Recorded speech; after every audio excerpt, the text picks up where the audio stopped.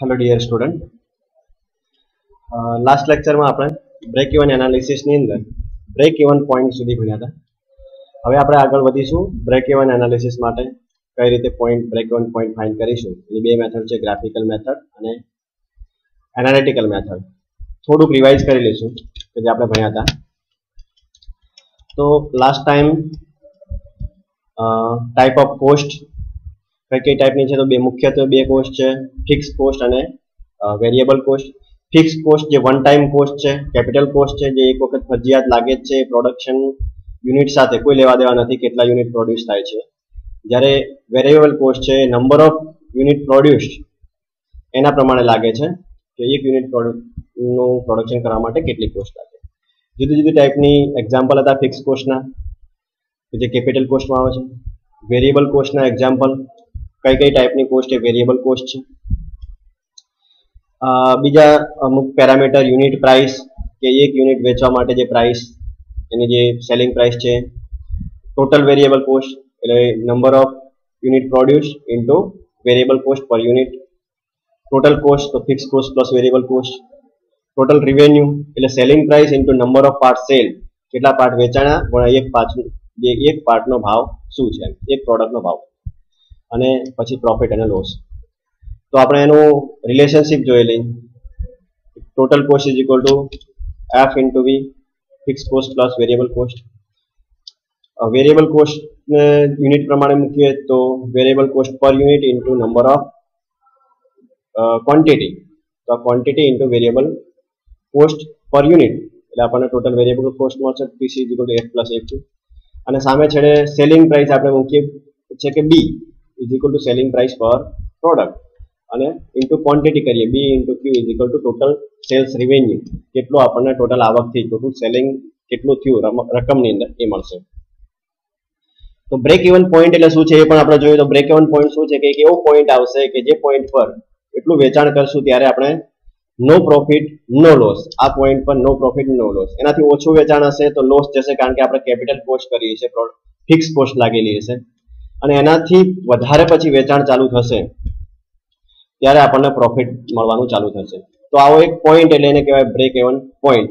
અને એ પોઈન્ટ પર જેટલી ક્વોન્ટિટી હોય, જેટલું ક્વોન્ટિટીનું વેચાણ કરીએ, સપોઝ કે આપણે 500 ક્વોન્ટિટી વેચીએ છીએ ત્યારે આપણનો જે કેપિટલ કોસ્ટ છે નીકળી જાય છે, ફિક્સ કોસ્ટ નીકળી જાય છે, અને સાથે સાથે વેરિયેબલ કોસ્ટ ત્યાં સુધી નીકળી અને નો પ્રોફિટ નો લોસની જગ્યાએ આવશે। તો 500 ક્વોન્ટિટી એટલે કે એને કહેવાય બ્રેક ઇવન ક્વોન્ટિટી, અને પોઈન્ટ એટલે break even point.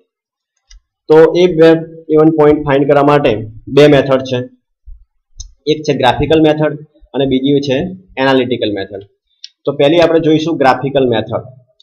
Graphical method ગ્રાફના ફોર્મમાં હશે, તો આપણે ગ્રાફ બનાવીશું।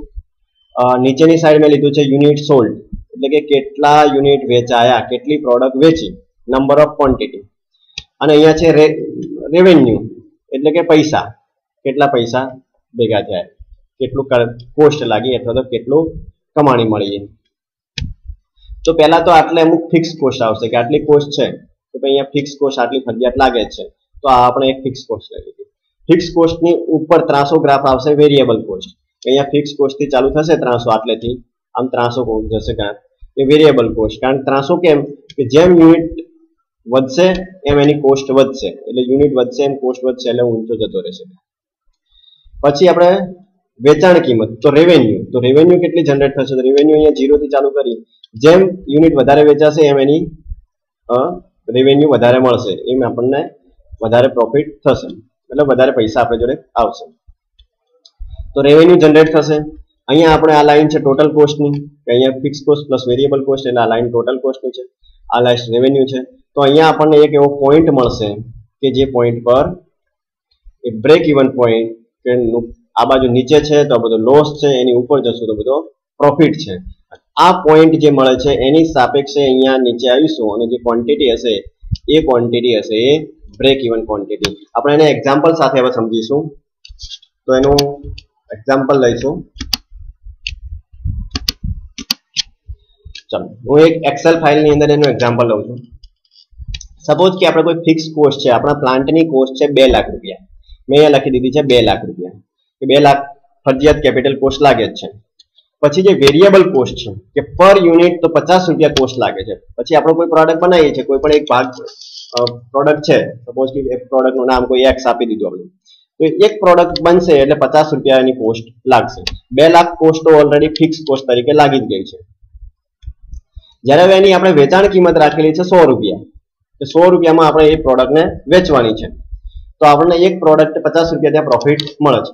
હવે આપણે જોઈશું કે ભાઈ ક્વોન્ટિટી કેટલી છે, fix cost, variable cost, total cost, sales revenue, profit, જે આપણે લાસ્ટ જે ટર્મ ચર્ચા કરી એ અહીં આપણે જોઈએ. તો સપોઝ કે પહેલા આપણે 0 ક્વોન્ટિટી વેચીએ છીએ, કોઈ વેચાણ થતું નથી, પછી 500 રાખીએ છીએ, 1000 રાખીએ છીએ, પછી 2000 રાખીએ છીએ, અને એ રીતે આપણે પછી 1000 ના ક્રમમાં આગળ જઈએ છીએ. સપોઝ 8000 સુધી જઈએ છીએ, બરાબર. ફિક્સ કોસ્ટ કેટલી છે આપણે દર વખતે 2 લાખ રૂપિયા, તો 2 લાખ રૂપિયા ફિક્સ કોસ્ટ ફિક્સ જ છે, એની અંદર કોઈ ચેન્જ નથી. દરેક ક્વોન્ટિટી 0 વેચાય, 500 વેચાય, 1000 વેચાય, 2000 વેચાય, 3000 વેચાય કે 8000 વેચાય, ફિક્સ કોસ્ટ 2 લાખ જ લાગવાની છે. એ એક વખત ફિક્સ થઈ ગઈ છે, વન ટાઈમ કોસ્ટ. પછી વેરિયેબલ કોસ્ટ છે, તો વેરિયેબલ કોસ્ટ પ્રોડક્ટના પ્રમાણે લાગશે. વેરિયેબલ કોસ્ટ કેટલી છે આપણી 50 રૂપિયા પર યુનિટ. 50 રૂપિયા પર યુનિટ, તો અહીં આપણે ઇક્વેશન વાપરીએ કે 50 રૂપિયા ગુણ્યા નંબર ઓફ ક્વોન્ટિટી વેચી. સપોઝ કે આ ક્વોન્ટિટી વેચી તો 0 વેચીશું ત્યારે 0 રૂપીસ લાગશે.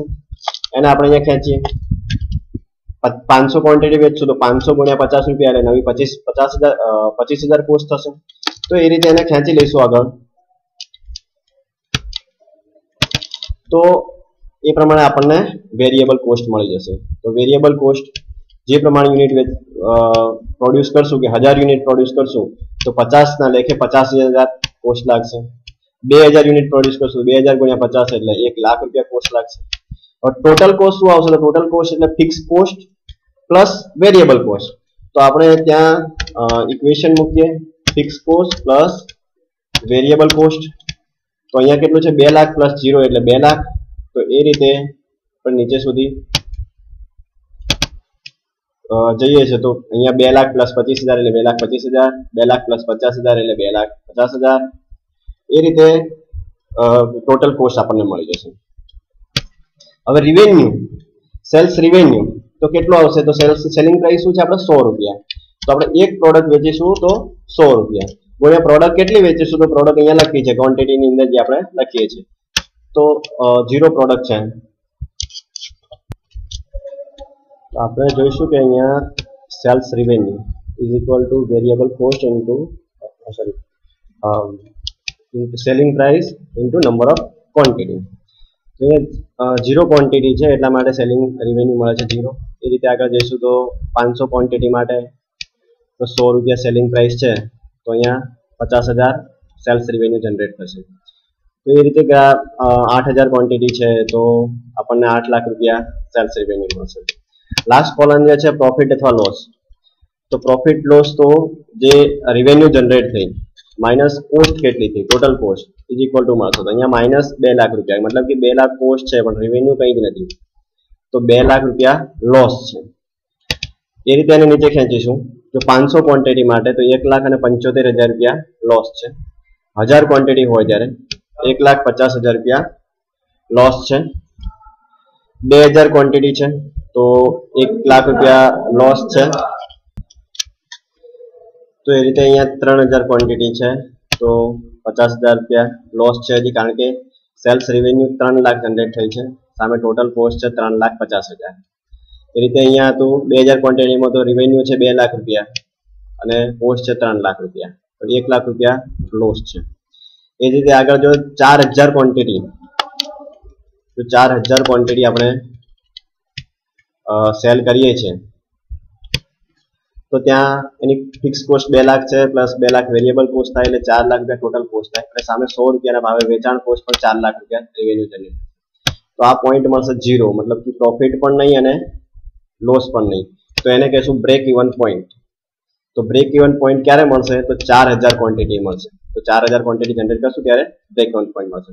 એના પછી વધારે ક્વોન્ટિટી વેચશું તો 5000 સેલિંગ કરશું તો પછી 50,000 રૂપિયાનો પ્રોફિટ થશે. 6000 કરશું તો 1 લાખ રૂપિયા પ્રોફિટ થશે. ધીમે ધીમે પ્રોફિટ વધે જશે. સપોઝ કે 8000 આપણે ક્વોન્ટિટી જ્યારે સેલ કરશું તો 2 લાખ રૂપિયા પ્રોફિટ થશે. તો એ રીતે જેમ ક્વોન્ટિટી સેલ થતી જશે એ રીતે પ્રોફિટ પેલા લોસમાંથી ધીમે ધીમે પ્રોફિટમાં આવતા રહેશો. વચ્ચે એક પોઈન્ટ આવ્યો કે 4000, તો એ પોઈન્ટ આપણને મળશે બ્રેક ઇવન પોઈન્ટ. આ બાજુ છે લોસ સેક્શન અને આ બાજુ પછી પ્રોફિટ સેક્શન. આ જ વસ્તુ આપણે ગ્રાફ ઉપર જોઈએ તો અહીંયા ઇન્સર્ટમાં જઈએ, આપણે સ્કેટર ગ્રાફ ઇન્સર્ટ કરીએ, ગ્રાફ પર સ્કેટર. તો જે વસ્તુ આપણે ગ્રાફિકલી જોઈ હતી અહીંયા એ જ વસ્તુ જોઈશું. સપોઝ કે આ અહીંયા નીચેની જે એક્સ ડિરેક્શનમાં અહીંયા જે તમને દેખાય છે આ છે ક્વોન્ટિટી, નંબર ઓફ ક્વોન્ટિટી છે. વાય ડિરેક્શનમાં અહીંયા જે દેખાય છે કોસ્ટ છે. તો કોસ્ટમાં અહીંયા જોઈએ પહેલા જ બ્લુ લાઈન છે એ છે ફિક્સ કોસ્ટ. આ છે ફિક્સ કોસ્ટ. તો ફિક્સ કોસ્ટ કેટલી છે? 2 લાખ રૂપિયા. તો 2 લાખ રૂપિયા ફિક્સ જ છે. અહીંયા ગમે તેટલી ક્વોન્ટિટી જાય બ્લુ લાઈન એ હોરિઝોન્ટલ લાઈન જ મળે છે, ફિક્સ જ કોસ્ટ છે. પછી સેકન્ડ વન છે વેરિયેબલ કોસ્ટ. તો વેરિયેબલ કોસ્ટની આ જે લાઈન છે એ છે યલો કલરની, આપણને વેરિયેબલ કોસ્ટ સોરી આ રેડ કલરની લાઈન જે વેરિયેબલ કોસ્ટ છે. તો અહીંયા જે પ્રમાણે ક્વોન્ટિટી ચેન્જ થાય છે એ પ્રમાણે વેરિયેબલ કોસ્ટ વધતી જ જાય છે. પછી ટોટલ કોસ્ટ. તો ટોટલ કોસ્ટ શું થશે? તો ફિક્સ કોસ્ટ પ્લસ આ વેરિયેબલ કોસ્ટ. તો વેરિયેબલ કોસ્ટનો ગ્રાફ અહીંયા જતો રહેશે અને પેરેલલ ગ્રાફ અહીંયાથી અહીંયા ગ્રાફ જતો રહેશે. તો અહીંયાથી બતાવેલું છે બ્લુ કલર ફિક્સ કોસ્ટ માટે, રેડ કલર છે વેરિયેબલ કોસ્ટ માટે, ટોટલ કોસ્ટ માટે છે ગ્રે કલર, અને જે યલો કલર છે સેલ્સ રિવેન્યુ માટે. તો અહીંયા ફિક્સ કોસ્ટ કોન્સ્ટન્ટ છે 2 લાખ રૂપિયા. જે સેલ્સ વેરિયેબલ કોસ્ટ છે એ રેડ કલરથી બતાવેલી છે, જે ક્વોન્ટિટી સાથે ચેન્જ થાય છે એ વેરિયેબલ લાઈન છે એને આપણે અહીંયા ફિક્સ કોસ્ટની ઉપર મૂકી દઈએ. તો આ જે ગ્રે કલરની લાઈન બની જશે આ લાઈન છે એ ટોટલ કોસ્ટ બનશે. અને જે સેલ્સ રિવેન્યુ છે જે અહીંયાથી બતાવે છે સેલ્સ રિવેન્યુ 0, 50,000, 1 લાખ જે આપણે સેલિંગ છે એ યલો કલરની લાઈન છે. તો આ લાઈન છે એ સેલિંગ લાઈન છે. તો આ ટોટલ કોસ્ટની લાઈન અને સેલિંગની લાઈન આ અહીંયા આગળ આપણને એક પોઈન્ટ પર સાથે મળે. આ જે પોઈન્ટ મળ્યો આ પોઈન્ટ થયો બ્રેક ઇવન પોઈન્ટ. તો બ્રેક ઇવન પોઈન્ટ કેટલો થયો છે? તો 4000. અહીંયા આપણે જોઈ શકીએ છીએ 4000 ક્વોન્ટિટી અને 4 લાખ સેલ્સ રિવેન્યુ. તો અહીંયાથી સીધી લાઈન ખેંચીએ તો અહીંયા પણ મળે 4000. તો આ 4000 છે ક્વોન્ટિટી એ બ્રેક ઇવન ક્વોન્ટિટી કહેવાય. અને શું કહેવાય? Break even quantity. તો ગ્રાફિકલ મેથડથી તમે પણ ટ્રાય કરી શકો છો. આ જ ગ્રાફ તમે પોતાના ગ્રાફ પેપર પર બનાવો. નીચે ક્વોન્ટિટી લો, ઉપર અહીંયા કોસ્ટ લો, પછી આ રીતે ફિક્સ કોસ્ટનો ગ્રાફ બનાવો. ફિક્સ કોસ્ટનો ગ્રાફ બનાવ્યા પછી વેરિયેબલ કોસ્ટનો ગ્રાફ બનાવો આવો ડેટા જનરેટ કરીને. ટોટલ કોસ્ટનો ગ્રાફ બનાવો અને બ્રેક જે સેલિંગ રિવેન્યુનો સેલ્સ રિવેન્યુનો ગ્રાફ બનાવો તો તમને પણ બ્રેક ઇવન પોઈન્ટ મળશે અને બ્રેક ઇવન ક્વોન્ટિટી મળશે. તો આ રીતે ગ્રાફિકલ મેથડથી બ્રેક ઇવન ક્વોન્ટિટી શોધી શકાય છે. હવે આપણે ગ્રાફિકલ મેથડ પછી સેકન્ડ વન છે એનાલિટિકલ મેથડ. તો એનાલિટિકલ મેથડ જેમ આપણે પાછળ જોયેલું કે ભાઈ cost total cost is equal to fix cost plus variable cost per unit into number of quantity. Selling revenue is equal to sales price into number of quantity. તો એના આધારે એ ઇક્વેશનના આધારે અહીંયા એનાલિટિકલ મેથડથી ફાઇન્ડ કરશું. તો total cost of production TC is equal to F plus A Q, total sales revenue S is equal to B into Q. હવે break even condition પર શું હશે? એટલે બ્રેક ઇવન કન્ડિશન જે ટોટલ કોસ્ટ ઓફ પ્રોડક્શન છે is equal to total sales revenue થશે. હમણાં આપણે ગ્રાફિકલ મેથડમાં જોયું તો 4 લાખ જો કોસ્ટ ઓફ પ્રોડક્શન છે is equal to 4 lakh sales revenue થાય તો એ ટાઈમે બ્રેક ઇવન ક્વોન્ટિટી મળે છે. બ્રેક ઇવન કન્ડિશન ત્યાં પ્રાપ્ત થાય છે આપણે. તો at a break even condition total cost of production is equal to total sales revenue. તો TC is equal to S. Total કોસ્ટનું ઇક્વેશન શું છે? તો total cost is equal to fix cost plus A into Q is equal to sales રિવેન્યુનું equation છે B into Q. સાદુરૂપ આપીશું તો અહીંયા F is equal to Q common કાઢીશું તો બી માઇનસ એ અને ક્યુ ઇઝ ઇક્વલ ટુ તો F by F divided by B minus A, where Q is equal to break even quantity. તો આ રીતે આપણે બ્રેક ઇવન ક્વોન્ટિટી એનાલિટિકલ મેથડથી મેળવી શકીશું. ડાયરેક્ટ ઇક્વેશનનો યુઝ કરી તો ડાયરેક્ટ ઇક્વેશન મળશે આપણને fix cost divided by selling price minus variable cost. તો એ રીતે એનાલિટિકલ કોસ્ટિંગ મળી શકશે. તો આ રીતે બ્રેક ઇવન પોઈન્ટ ગ્રાફિકલ મેથડથી અને સેકન્ડ એનાલિટિકલ મેથડ, બંને મેથડથી આપણે બ્રેક ઇવન ક્વોન્ટિટી શોધી શકીશું, બ્રેક ઇવન પોઈન્ટ ફાઇન્ડ કરી શકીશું. હવે બ્રેક ઇવન હજી પોઈન્ટ શોધ્યો છે, એ પોઈન્ટને એની અંદર ફિક્સ કોસ્ટમાં કંઈક ચેન્જ આવે તો ફિક્સ કોસ્ટમાં ચેન્જ આવશે તો બ્રેક ઇવન પોઈન્ટ ચેન્જ થશે. સપોઝ કે અહીંયા આપણે 3 લાખ રૂપિયા ચેન્જ કરી નાખીએ છીએ,